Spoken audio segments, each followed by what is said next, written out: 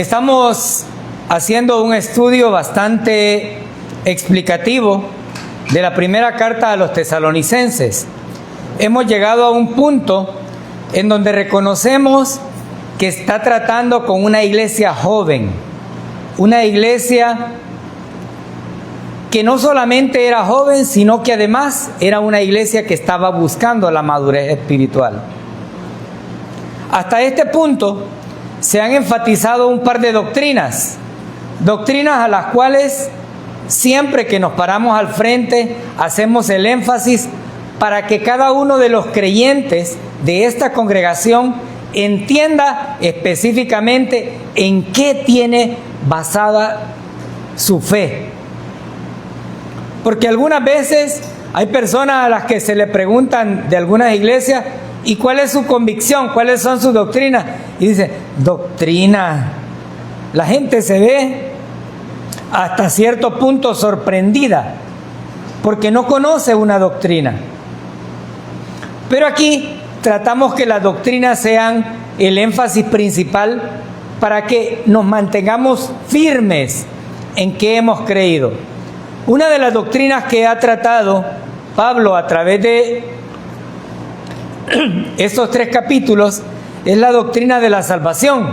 Pablo les habló de la gracia, Pablo les habló del evangelio, y como entendemos que no hay otra manera por medio de la cual podamos salvarnos o podamos ser salvos, sino por medio del evangelio, Pablo enfatizó totalmente esto. Y algunos dicen, sí, la salvación es por gracia, pero hay que agregarle. Pues déjeme decirle, no. La salvación es por la fe únicamente, porque la obra redentora la hizo Jesucristo en la cruz y no son méritos humanos. No, pero ¿y dónde está mi actuar con las obras que yo tengo que hacer como buen creyente? Pablo, en la carta a los Efesios, dice que las obras Dios las preparó de antemano para que anduviéramos en ellas. Es decir, que si ustedes ven algo bonito, algo positivo en uno de nosotros, no somos nosotros, es Dios haciendo las cosas. Y esa es la diferencia. Entonces, Pablo continuó enseñando doctrina y le dijo que ellos tenían el Espíritu Santo. Porque la Biblia nos enseña que cuando una persona se convierte al Señor, es decir, cree en el Evangelio, el Espíritu Santo viene a morar en nosotros. Y aquí debemos de tener bien claro, hermanos, porque quienes me antecedieron incluso sacaron algunos cánticos que algunas iglesias tienen. Espíritu Santo, ven.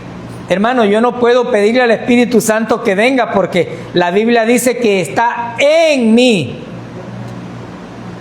Y si yo he sido redimido con la sangre del Señor Jesucristo, significa que no se va a ir de ahí.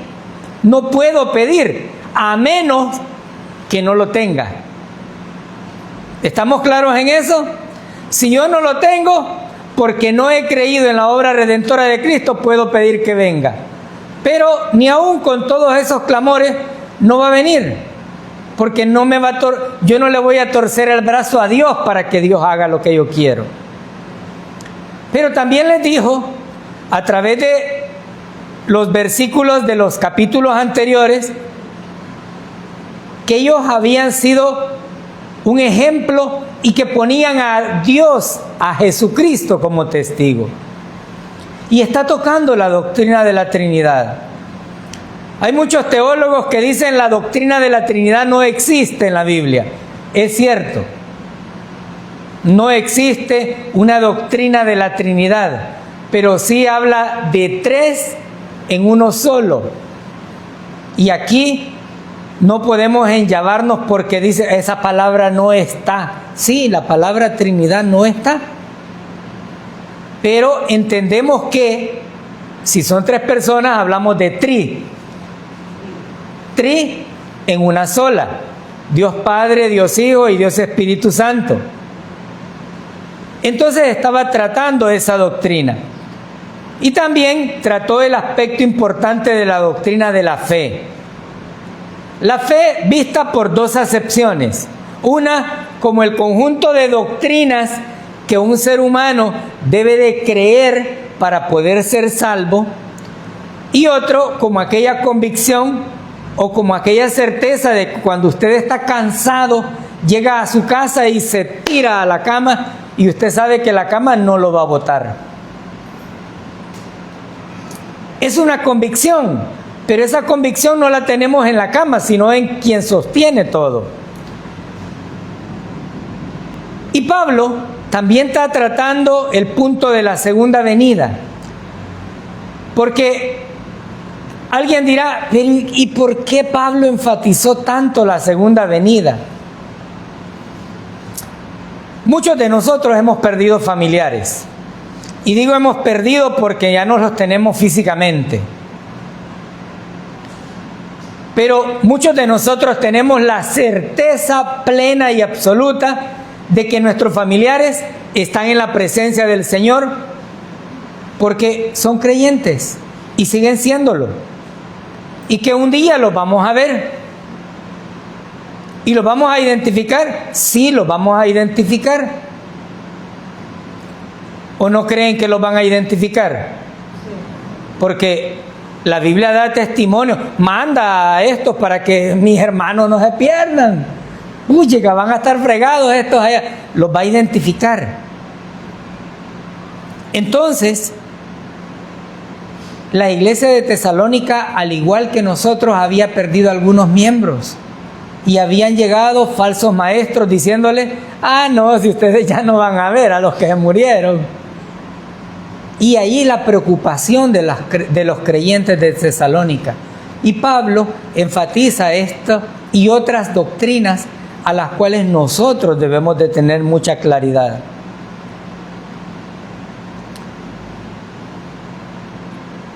En este capítulo anterior, el capítulo 3, Pablo no solamente hizo referencia a la necesidad de que los creyentes de Tesalónica pudieran crecer. Y alguien dirá, pero yo ya llegué a la altura máxima. Sí, en la parte física. Pero, ¿qué con el crecimiento espiritual? ¿Qué con el aprendizaje acerca de las doctrinas? El crecimiento espiritual no va a llegar por arte de magia. No va a llegar con la comodidad en su casa. No va a llegar usted teniendo allá tranquilidad en su casa y la Biblia por un lado y probablemente la cuchara esté más de 3 meses de ahí metida. No llega así.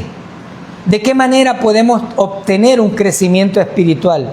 Edificándonos, aprendiendo de la palabra. Pero a veces nos preguntamos, ¿y si somos salvos por gracia, sabiendo que Dios ha comprado con su sangre preciosa nuestras vidas y que no nos pertenecemos a nosotros mismos, sino a Dios? ¿Por qué no le obedecemos? ¿Por qué nos hacemos renuentes y decimos, no, yo no voy a ir? Y aquí quiero hacer claro en un punto. Los que trabajan, no se puede. El que trabaja, pues, debe de esforzarse, debe de velar porque el alimento llegue a su hogar. Pero hay muchos que nos quedamos porque queremos. Y la Biblia nos enseña que al que sabe hacer lo bueno y no lo hace, ¿qué dice que es? ¿Y qué es un pecado? Es fallarle al blanco, es dejar de ver a Dios por suplantarme yo y decir, yo soy mi iglesita. Ese es el punto. Pablo estaba buscando el crecimiento espiritual, pero también un crecimiento en donde el amor abundase. Estos creyentes de Tesalónica entendían qué era eso. Hace mucho tiempo yo escuché por ahí, es que en la iglesia no hay amor.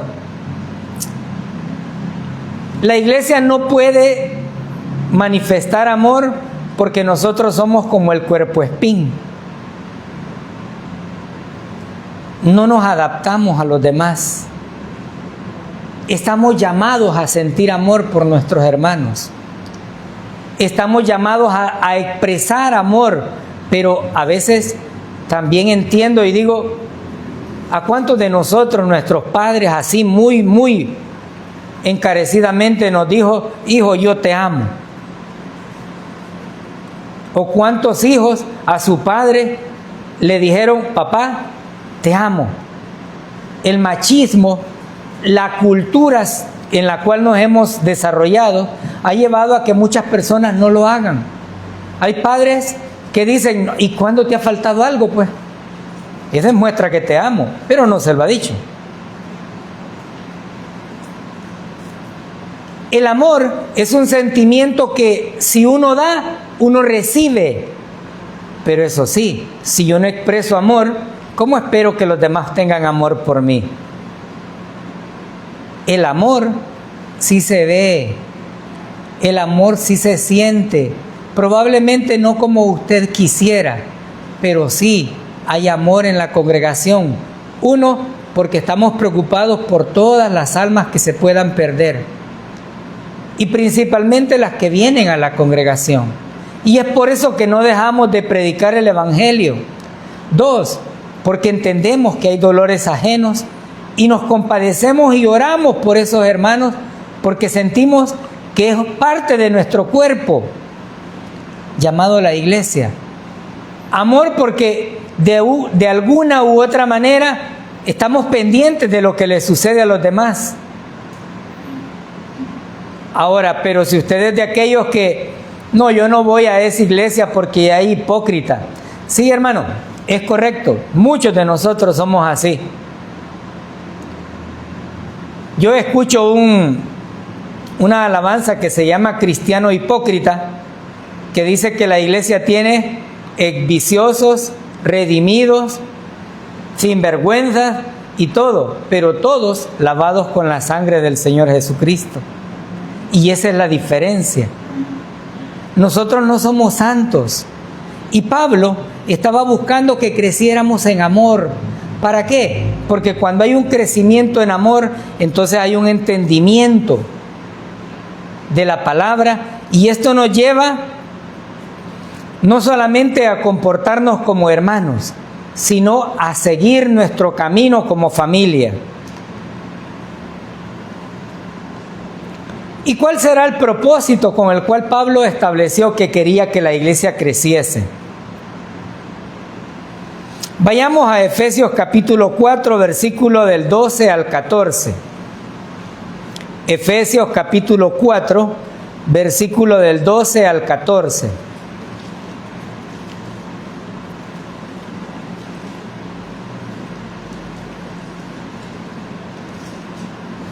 Y dice Efesios 4, 12 al 14, a fin de perfeccionar a los santos para la obra del ministerio, para la edificación del cuerpo de Cristo, hasta que todos lleguemos a la unidad de la fe y del conocimiento del Hijo de Dios, a un varón perfecto, a la medida de la estatura de la plenitud de Cristo, para que ya no seamos niños fluctuantes, llevados por doquiera de todo viento de doctrina, por estratagemas de hombres que para engañar emplean con astucia las artimañas del error.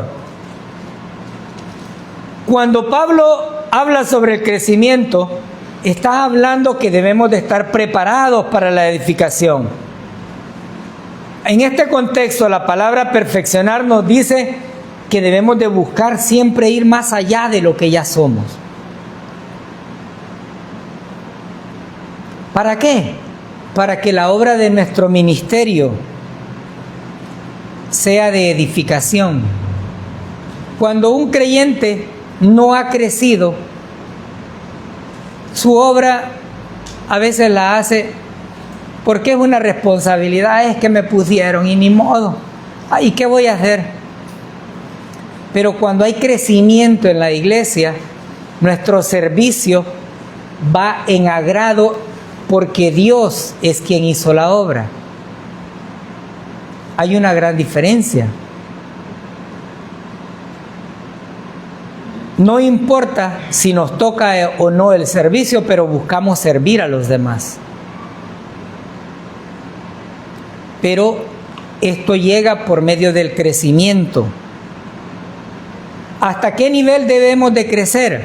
Hasta que todos lleguemos a la unidad de la fe y del conocimiento del Hijo de Dios, a un varón perfecto, a la medida de la estatura de la plenitud de Cristo. Estamos lejos de eso, pero para allá vamos. Aquel que empezó la buena obra en nosotros, ¿qué dice la Biblia? La va a perfeccionar, no nosotros.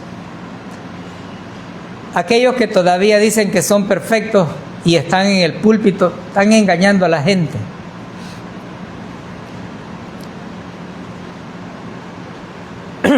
El propósito de este crecimiento es justamente la edificación.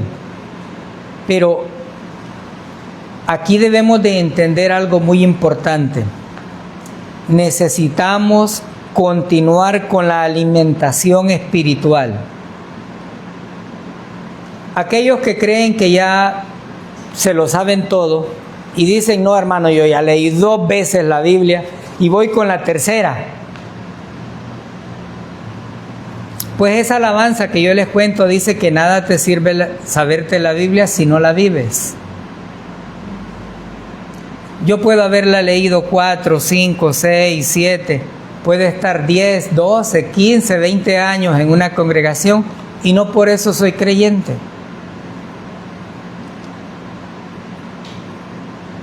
El alimento espiritual es tan necesario como el alimento físico a nuestro cuerpo. ¿O cuántos de ustedes amanecen un día y dicen, hoy no voy a comer absolutamente nada durante todo el día? Me voy a declarar en austeridad completa de alimento. ¿Cuántos lo hacemos? Nadie, ¿verdad? Pero ¿cuántas veces tocamos la Biblia entre semanas? Y no nos hemos declarado austeridad espiritual. Pero media vez nos llega un dolorcito. ¡Ay, Señor, que no vaya a haber nada malo! Y perdónenme, hermanos, pero yo así soy. Y digo, ¿cómo yo le pido a mi Dios que me trate con misericordia si yo me olvido de Él toda la semana, pues? ¿Cómo yo le... Mire, para tener agradado a un ser humano, usted necesita estar en comunión con esa persona. Pero si no le hago, que vayan eso, pues si esos no tienen nada que hacer. Híjole, aquí no hay gente desocupada. Todos tenemos responsabilidades. Pero sacrificamos el momento en el cual se puede descansar por amor al Creador. Porque entendemos que nos lleva, nos trae, nos cuida, nos provee. Y decimos, ¿cómo no darle gracias al Señor? Ay, sí, hermano, pero ay, mira qué sueño me baja. Déjenme hacer una analogía. Cuando yo estaba muy pequeño, decía una monja que cuando a una persona en una iglesia le da sueño, es que el diablo le está bajando los párpados así. Hasta el punto de que hay un momento en que usted le hace... Pero eso simplemente es una falsa explicación. Por eso la Biblia dice, os ruego que presentéis vuestros cuerpos en sacrificio. O sea, no es porque estoy tan descansado. ¿Qué significa todo esto? ¿O hasta dónde quiero llevar? Porque Pablo está dando instrucciones precisas doctrinales.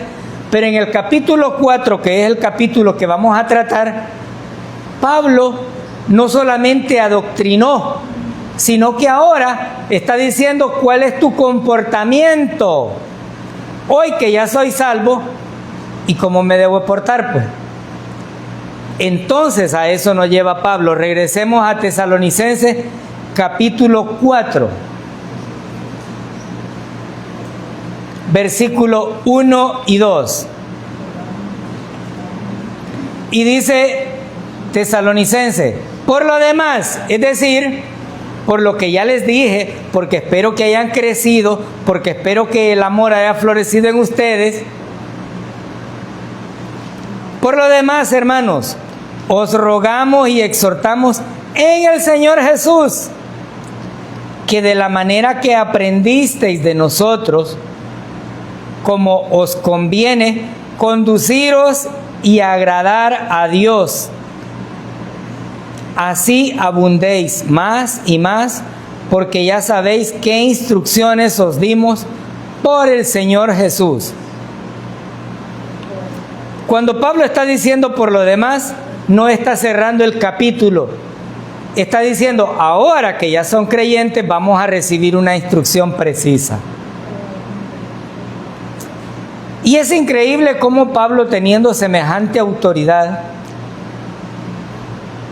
siempre demuestra amor fraternal hacia las congregaciones a las cuales él predicó. Y nótese que dije él predicó, no que fundó, porque el fundamento es Cristo, no Pablo.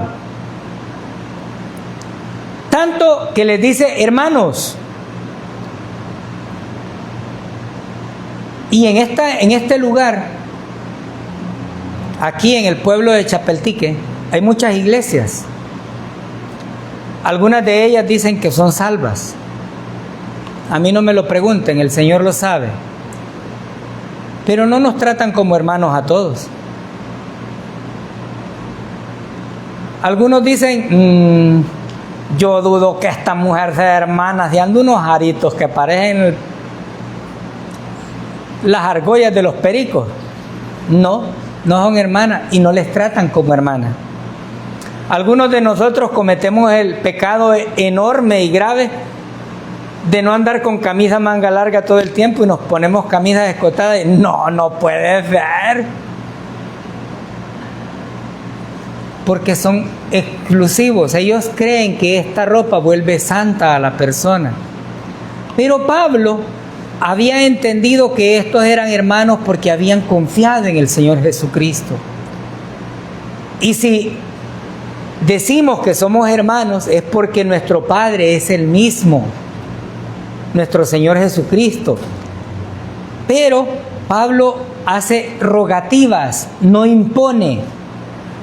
Si usted vino hoy y no lustró sus zapatos, sálgase por favor. ¿Verdad que Pablo no dice así?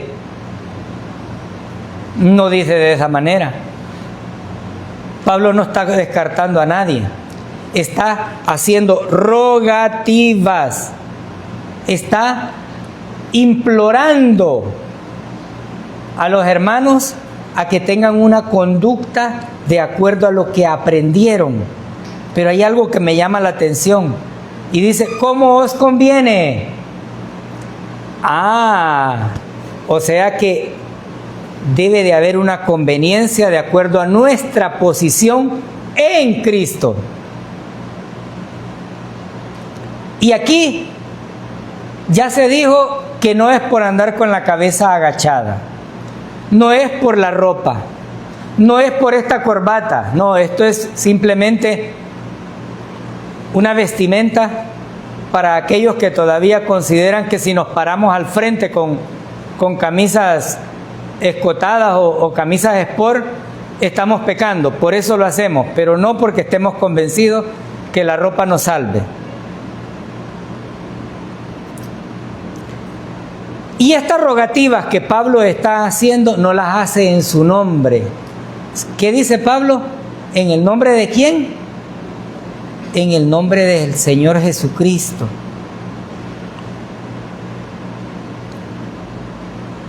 Pero hay algo que me llama todavía un poco más la atención.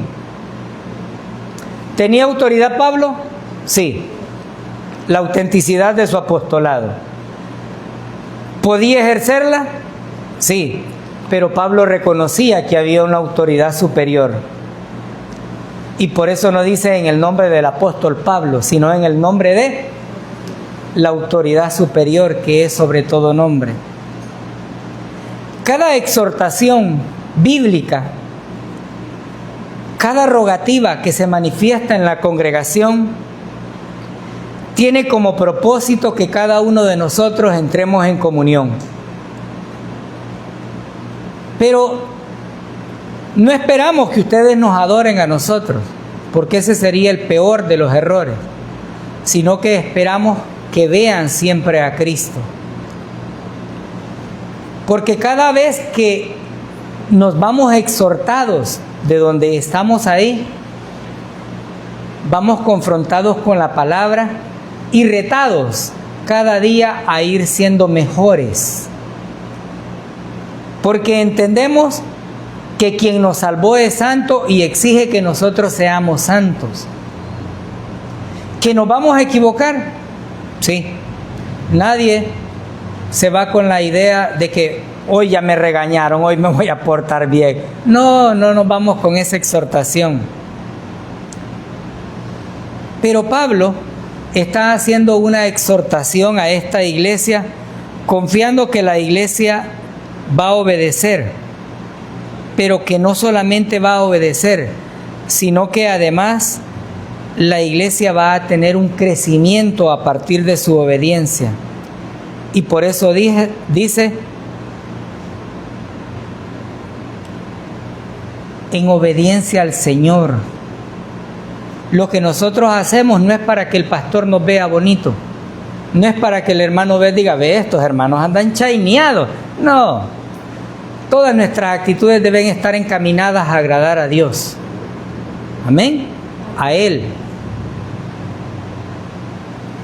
Porque si pensamos que por agradar al ser humano, Pablo dijo, y si agradar a los hombres, entonces no estoy agradando al Señor.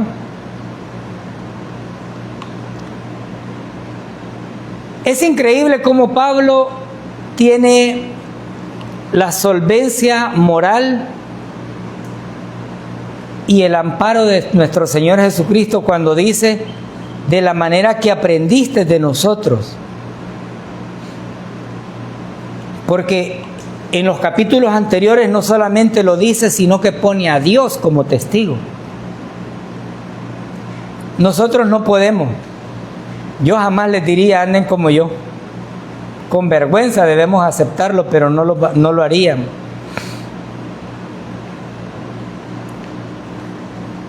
Pablo sabía que hay una importancia en la instrucción bíblica y por eso está exhortándolos a los creyentes a agradar a Dios. Cada actitud, cada acción que nosotros hacemos, en nuestro pensamiento debería de existir la posición, ¿le agradará esto a Dios? Pero nosotros actuamos más por impulso que por agrado a Dios.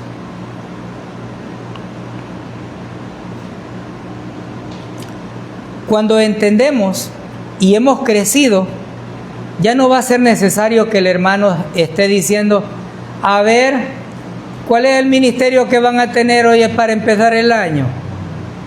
Ya no va a ser necesario. Vamos a estar comprometidos con el servicio al Señor. Y cuando nos corresponda servir, entonces vamos a decir, aquí estoy. Pero mientras tanto todavía hay quienes dicen, no, yo no le sirvo. Es que dieran. ¿Sí? No es fácil. No es fácil porque a veces creemos que cuando estamos sirviendo a alguien, somos menores que aquel a quien le servimos. Pero nuestro Señor fue claro en decir que aquel que nos sirve no va a estar por ahí. Él fue quien vino a servir. Imagínense ustedes, el dador de la vida, el creador de la tierra, el dueño de la riqueza, del oro, bajó y le lavó los pies a los apóstoles. Un acto que únicamente era ejercido por la servidumbre en esos contextos.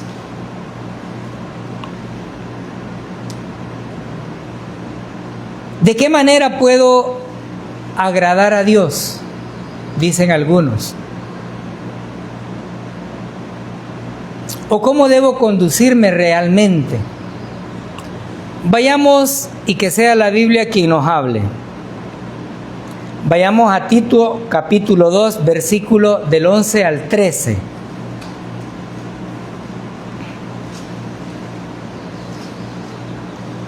¿Cómo debemos de conducirnos? Tito capítulo 2, versículo del 11 al 13. Dice Tito: porque la gracia de Dios se ha manifestado para salvación a todos los hombres, enseñándonos que renunciando a la impiedad y a los deseos mundanos, vivamos en este siglo sobria, justa y piadosamente, aguardando la esperanza bienaventurada y la manifestación gloriosa de nuestro gran Dios y Salvador Jesucristo. Pablo dice: la gracia se ha manifestado para salvación. ¿Somos salvos? Amén. Hoy, como ya somos salvos, la gracia nos enseña a ¿qué? Que voluntariamente renunciemos. Ay, pero renunciar, tan rico que es el chambre cuando llega calientito, hermanos, y es que lo disfrutamos, lo saboreamos, la tiramos, la volvemos a agarrar. Que renunciemos. ¿A qué? A la impiedad, a aquello que no es de Dios, debe de estar en nuestros corazones con la disposición de renunciar. ¿Viste cómo andaba vestida aquella hermana vos? ¡Qué fea! Renunciemos. ¿Por qué?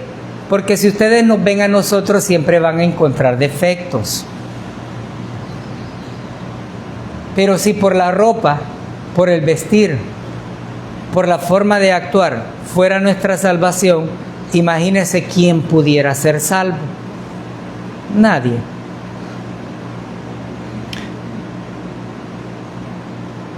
Renunciando a la impiedad y a los deseos, ¿qué? Mundanos. Ay, pero me invitaron a esta fiesta, hermano. Yo voy a ir a la fiesta. Hoy hay culto, pero el otro miércoles voy a ir. ¿Y qué dice la Biblia? Que voluntariamente debemos de renunciar. Sí, pero es que es una fiesta rosa y va a estar la chanchona. Mira qué bonito, Dios, oye. No, que renunciemos. Y algunas veces dicen, el hermano por mí lo dijo. Miren, hermano, yo no voy a la fiesta. Y no voy, no porque sea pecado, sino porque entendí que voy a hacer pecar a todos aquellos que andan allá. Y si me encuentro a los hermanitos, van a decir, el hermano Tony le dijo al pastor. No, tampoco por eso.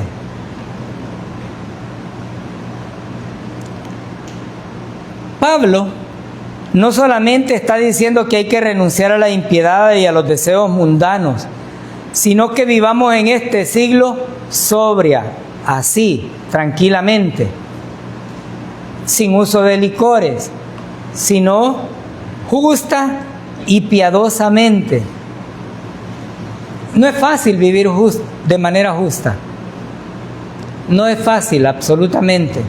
Pero debemos de tratar de hacerlo. ¿Por qué? Por amor al Señor. ¿Y por qué más? Porque Él nos está mostrando a través de su salvación que nos ama. Y así como Él nos ha amado, así debemos amarnos todos nosotros.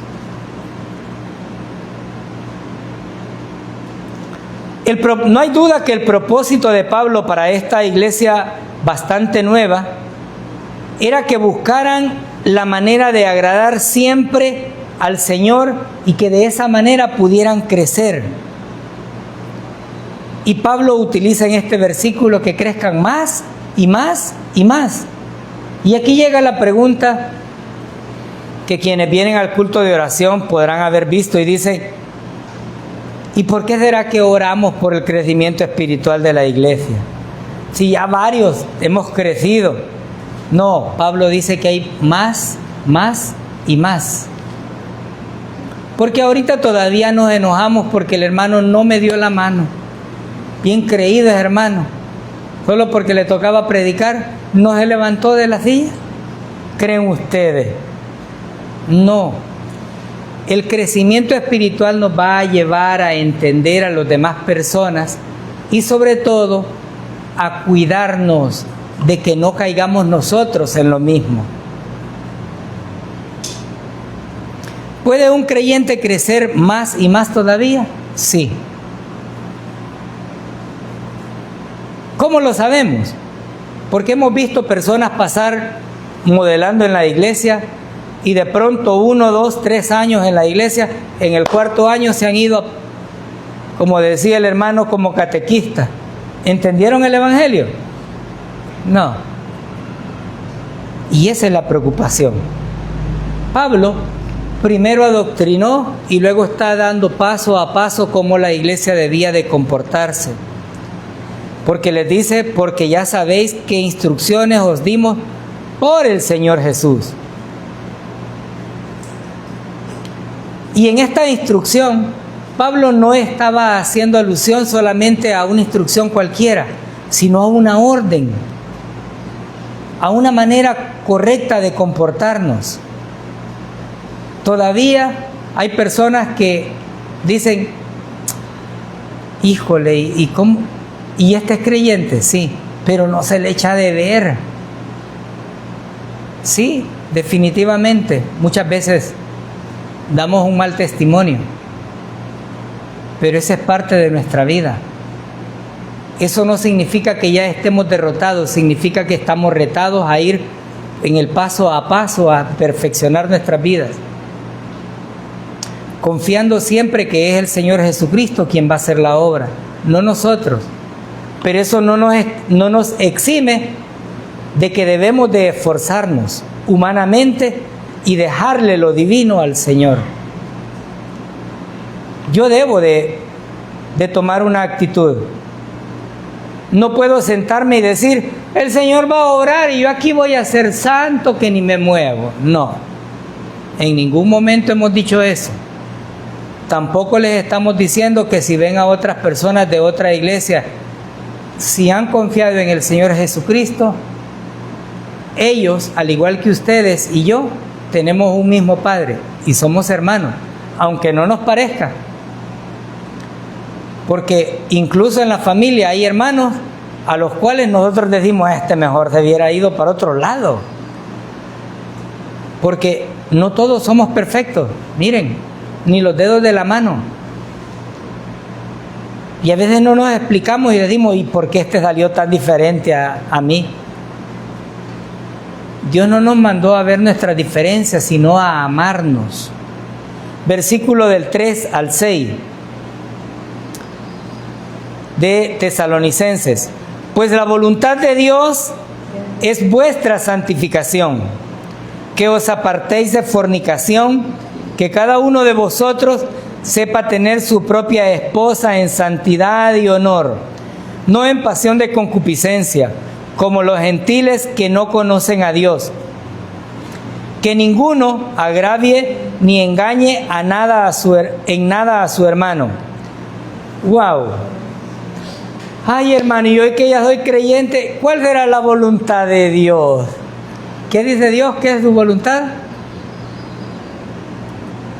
Vuestra santificación. Pablo dio una instrucción precisa a esta cultura que estaba inmersa en una gran urbe denominada Macedonia, tesalonicense, y era una sociedad greco-romana que tenía todas las perversidades habidas y por haber. Para los romanos y para los griegos, la sexualidad era algo natural. Sus autoridades máximas podían tener su esposa, sus concubinas, prostitutas extranjeras, incluso hasta prostitutos. Y para ellos eso era normal. Habían orgías y ellos aducían que esto era en honor a la fertilidad. Y era visto normal.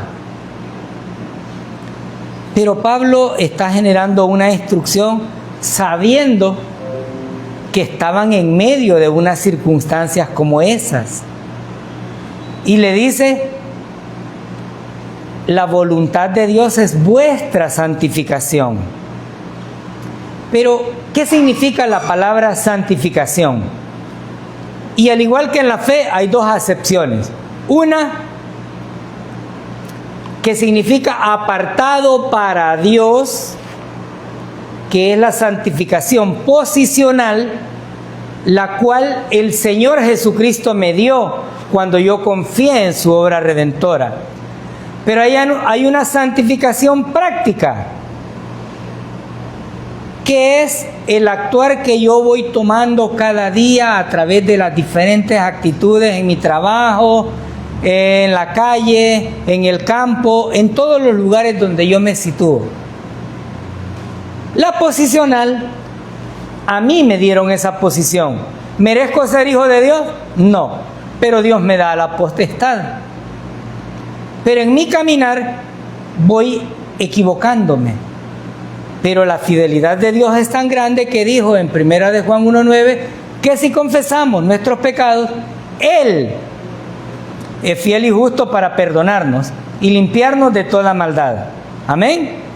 Entonces, Pablo está tratando de que la santificación práctica de los tesalonicenses sea lo mejor. Usted no va a cambiar su santificación posicional porque no se la ganó, no la compró. El Señor Jesucristo se la dio. Pero en nuestro caminar muchas veces tropezamos. Y como dice la canción, algunas veces hasta con la misma piedra. Y seguimos tropezando. ¿Cuál es el anhelo que tiene Dios a través de su voluntad? Que seamos santos y que nos apartemos para Él. ¿Cómo debe surgir esa actitud? Tomando la decisión y la determinación en nuestras vidas.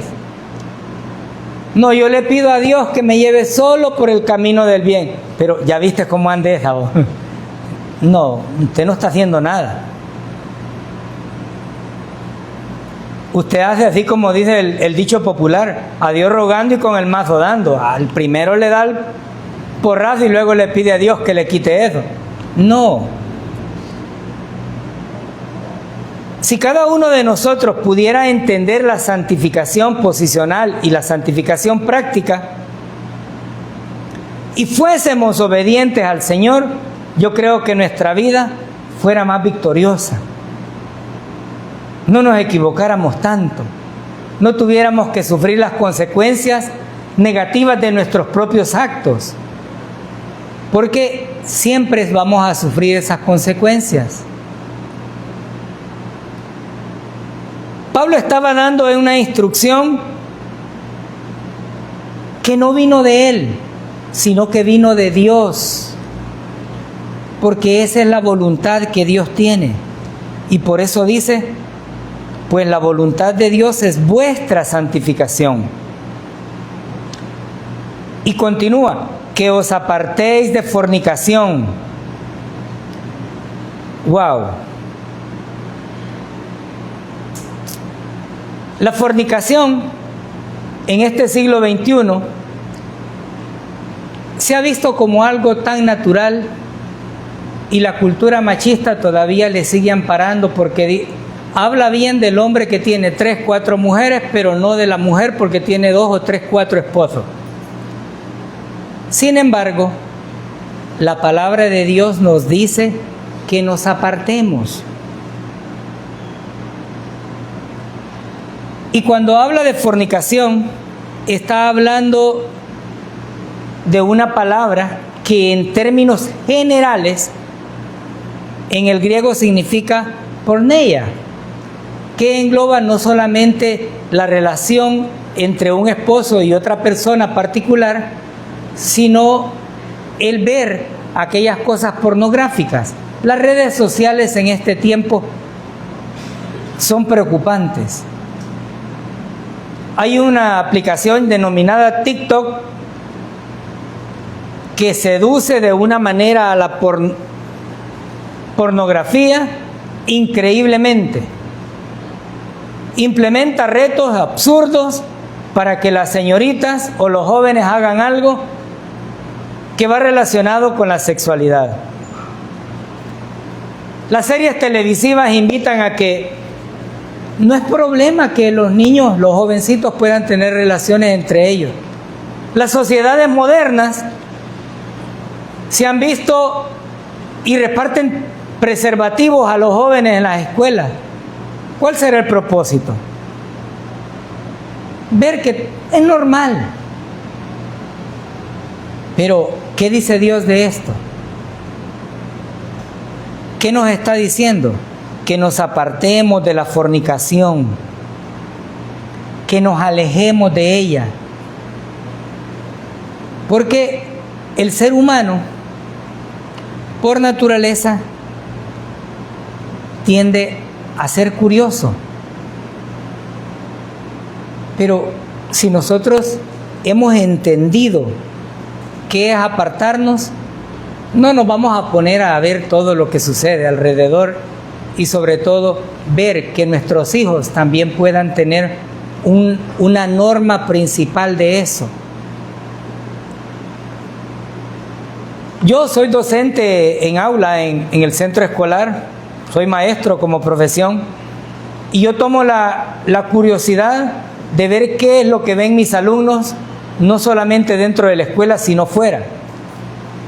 Y cuando yo me voy al historial del Google, encuentro XXX, no menos de 5 veces en las computadoras. Pero cuando se le dice al padre, mire, su hijo está viendo esto, dice, no, mi niño no mira eso. Yo no sé si es más culpable el que lo mira o el que se hace del ojo pacho. Pero la palabra de Dios nos dice que nos apartemos. La gente dice, no, pero es bueno que todos los niños tengan una computadora porque se ha cerrado la brecha de la tecnología, pero no nos educaron para ello. Lastimosamente no nos educaron. Y nosotros como padres también no nos educaron. El niño empezó a llorar, va papito, ¿y qué le damos para que vea lo que quiera? La tecnología. Y el niño puede ver lo que quiera. De pronto ve animalitos del mismo sexo besándose y dice, no es normal, no hay problema. Cada uno de nosotros somos responsables. ¿O qué dice Dios que son nuestros hijos? Herencia. ¿Cómo administra usted su herencia?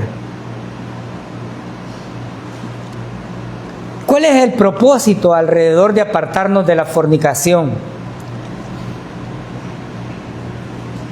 Que el matrimonio pueda ser preservado, pueda ser no solamente esa acción o aquel contrato que hacen las ciudades grandes donde dice, bueno, me voy a casar con vos y en 2 años vamos a ver si nos fue bien, seguimos, y si no, aquí está, contrato por 2 años. No. ¿O no creen ustedes que ya llegamos a ese punto? Sí, ya llegamos a ese punto. Hay personas que se casan y dicen, vamos a firmar un contrato de matrimonio por 2 años. Vos con tus bienes, yo con los míos. Si nos va bien, hacemos otro por otros 2 años. Pero yo puedo hacer lo que quiera y vos podés hacer lo que querrás mientras no estemos juntos. Y lo ven natural. La perversión y la pornografía ha llegado a un nivel que ha permitido a los seres humanos no una libertad, sino un libertinaje. Y no solamente la juventud, sino hasta en nosotros los viejos. Porque vemos tantas cosas y algunas veces por tontera, por diversión o por lo que sea, pero nos quedamos viendo hasta cierto punto. Y somos parte de ese mismo grupo. Por eso Pablo dice que nos apartemos y que cada uno sepa tener su propia esposa en santidad y en honor.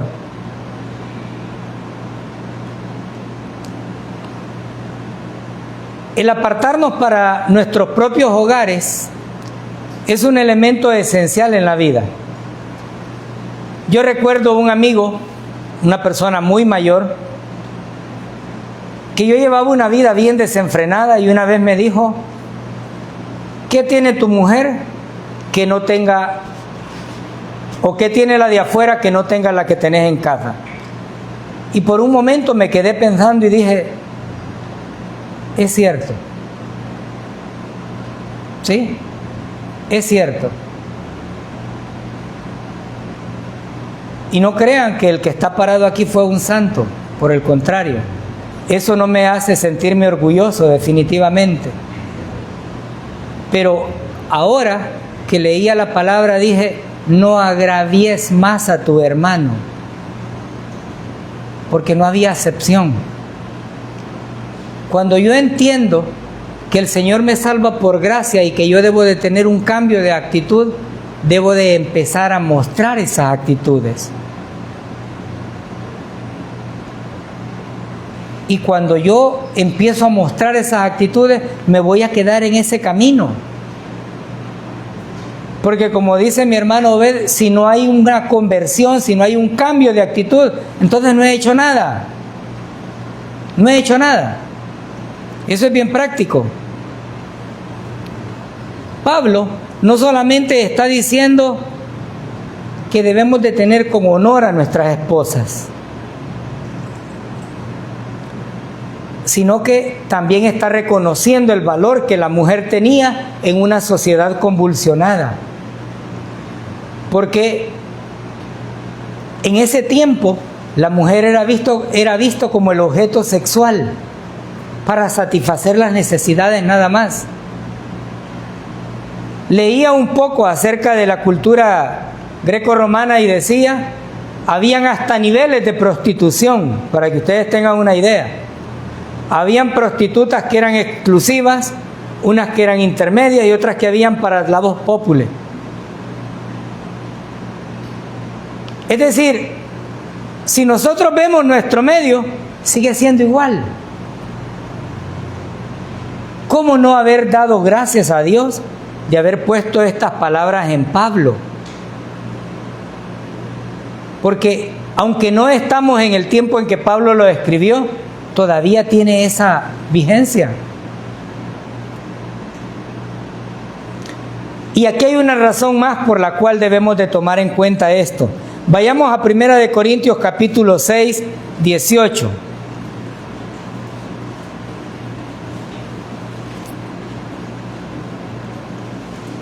Primera de Corintios 6, 18.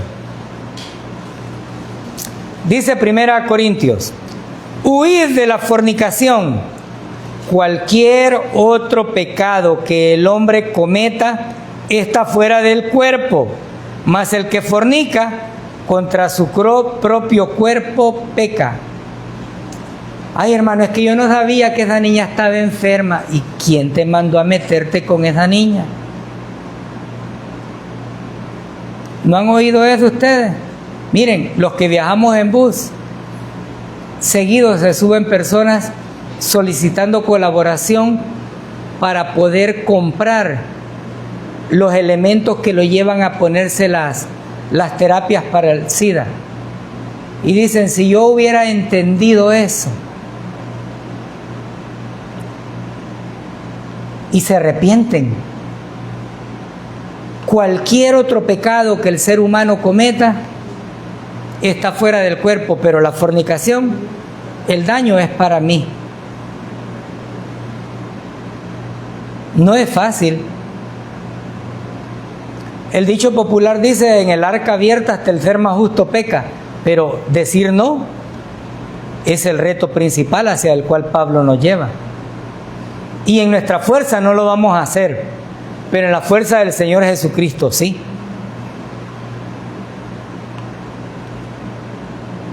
¿Qué aprendemos con estos puntos? Que no debemos de ceder a todo lo que el cuerpo nos pide. Que debemos de analizar, que debemos de examinar si lo que vamos a hacer le agrada a Dios.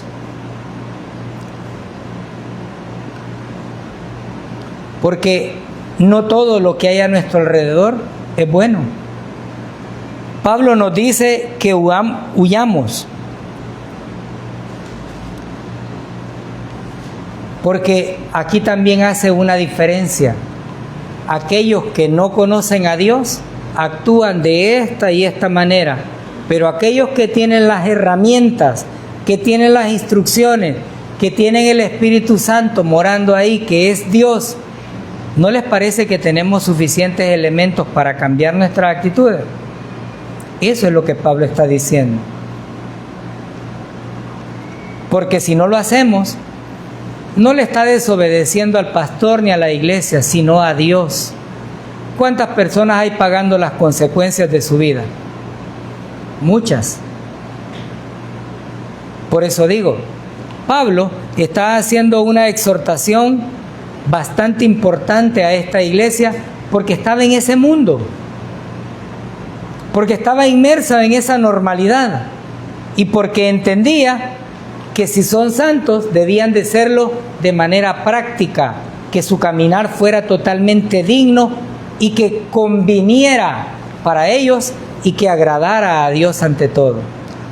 ¿Qué aprendimos hasta estos versículos? Uno, que debemos de seguir la instrucción precisa de nuestro Señor Jesucristo.